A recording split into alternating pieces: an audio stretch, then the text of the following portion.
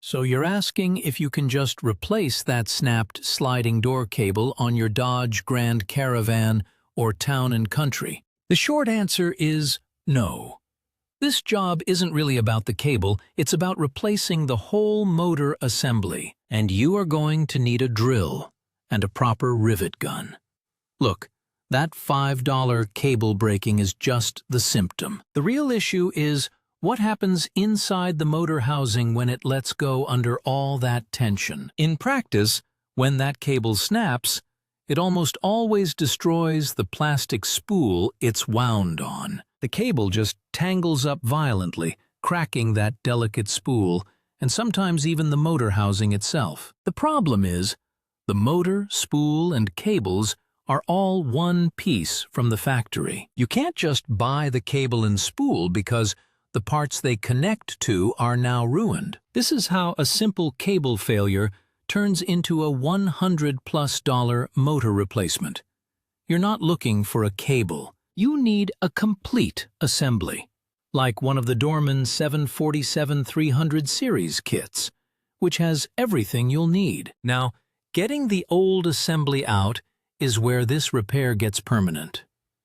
This is where you commit. You'll find the lower door track brackets are attached to the van's body with factory steel rivets, not simple bolts you can just unscrew. To get that old track out, you have to permanently drill out those rivets. There is no other way around it. You'll need a good, sharp drill bit. Something around 1/8 to 3/16 of an inch will work just fine. The whole goal here is to carefully drill off just the head of the rivet without widening or damaging the mounting hole in the body. You'll hear that distinct, high-pitched whine as the bit cuts the steel.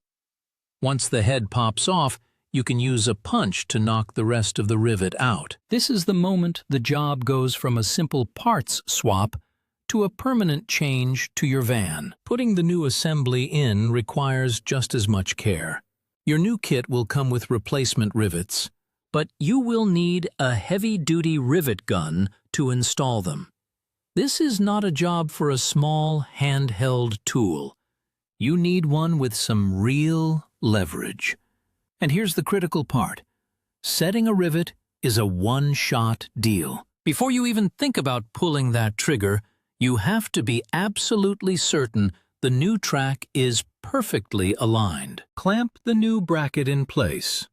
Slide the door back and forth by hand and just feel that the rollers move smoothly, without any binding. If that alignment is off by even a hair, the door will never close right again. It'll stutter, jam, or leave a gap, and you'll hear it every single time. And look, using bolts instead of rivets is a common temptation, but they will eventually loosen from the constant vibration. And you'll be right back here doing this all over again. A bad alignment, or a loose installation, means you're drilling out your brand new rivets and starting over, hoping you haven't damaged the mounting holes. It turns a frustrating repair into a much bigger headache. Once it's all back together, the real test is that first power-up. If it's quiet and smooth, you know you got it right. So before you even order a part, pop that interior panel off and check the motor housing for cracks first.